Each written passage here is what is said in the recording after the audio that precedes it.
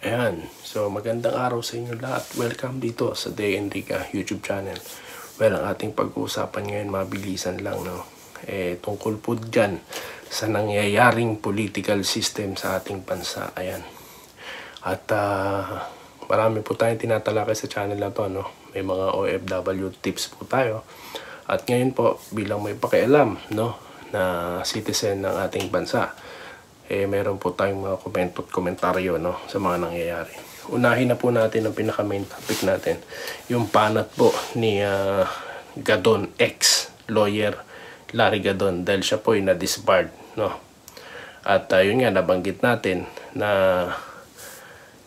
sinasabi nga ng korte, yung naano siya sa sa korte, 'di ba? Hanapin natin dito 'yan. Ang sinasabi niya po, or ang sinabi niya is against Sara Duterte, na hindi raw ito mananalo, no? Dahil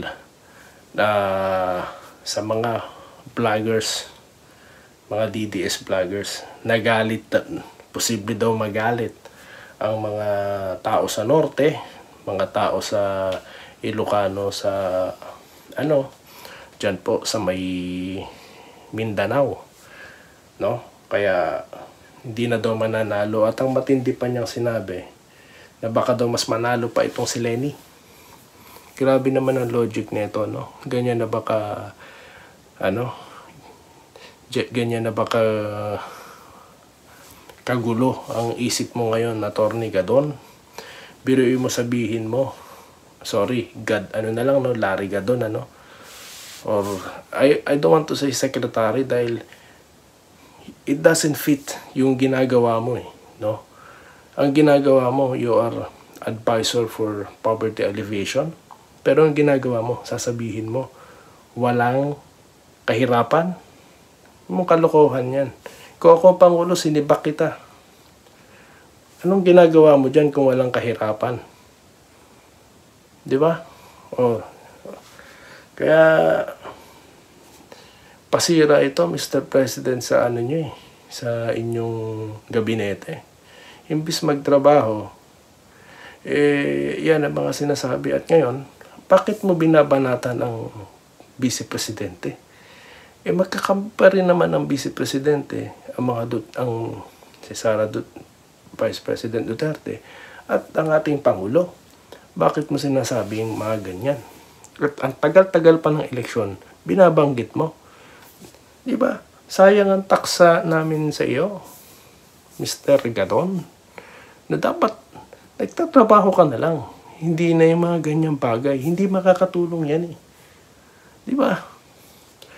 Kaya napakomment tayo ngayon dahil yung isang government employee na supposed to be dapat gumagawa ng paraan, no, para mag-suggest, para tungkol sa kahirapan, maiahon ng ating mga kababayan, yan ang ginagawa. Magsasasabi ng mga nonsense. Sasabihin mo, hindi mananalo, walang chance si Sara, dahil nagalit ang Hindi nga Ako nga na isa sa bumoto sa Pangulong Bongbong. Nag-iba na ang tingin ko Iniisip ko na baka isa na ako sa mga taong sinasabing nabudol sila. Dahil marami na po akong kakilala, mga taga Mindanao ang iba. Nag-iba na rin po lahat Kumbaga parang iba nangyari sa inaasahan natin. Ganon. Pero ako nga, ang sinasabi ko sa inyo, pa rin ako, ang support natin sa gobyerno, no? Dahil duty natin yan as mamamayan. Pero we have to be active din sa mga gantong usapin. Diba? Tapos ngayon, yan ang sasabihin niya. Mas marami pa nga ang bumoto kay Sara kaysa kay President Bongbong. Diba? Noong nagsasabi mo hindi mananalo si Sara kay Lenny, sorry, si Lenny tinalo na si Bongbong. Ngayon, nanalo si Bongbong dahil sinuportahan ni Sara Duterte. Pero sa survey, Si Mayor Sara po ang mataas nun, no? Si Bongbong ata nasa, or si PBBM yata niyan, pangatlo pa di ba? Dahil pangalawa pa ata si Lenny, si former VP Lenny.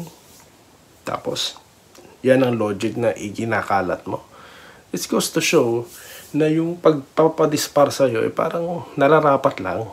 Kasi nagsasalita ka ng nonsense na parang hindi ka nag-aral ng law. Diba? Pero mo ini-spread mo yan sa mga mamamayan. Hindi nakakatulong, no? In your capacity as a secretary.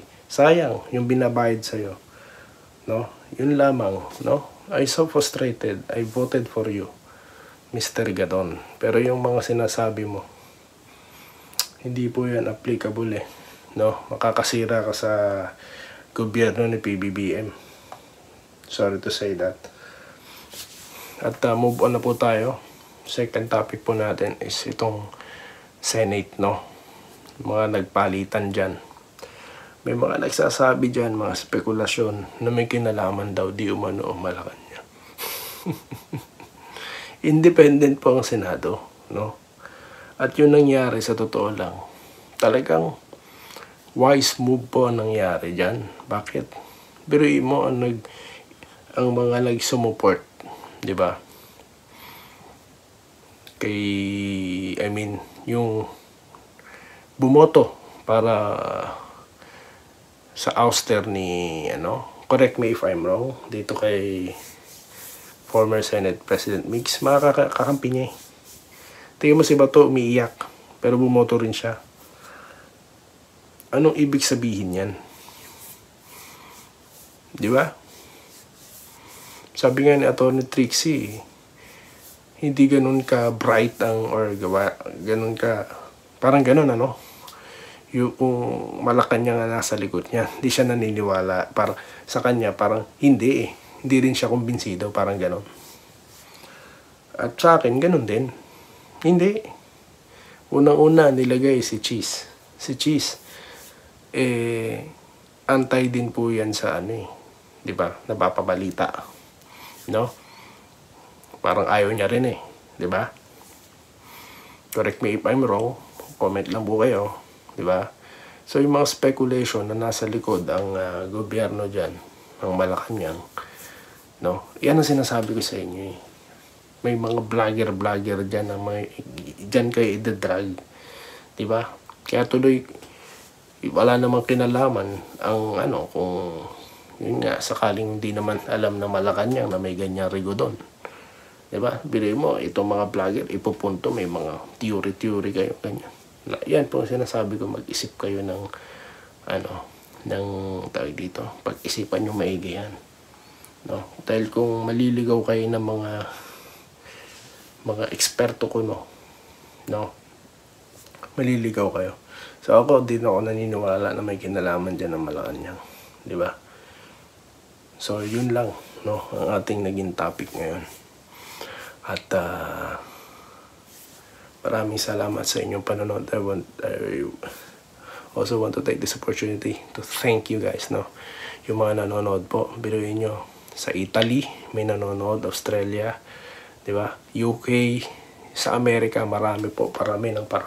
Siguro karamihan sa inyo dyan around the world, mga kapalangga ni Maharlika, at ang ilang mga DDS dyan, at gayon din sa panig ng of course ni PBBM, ayan, dahil we are still supporting the government, of course, definitely is a must.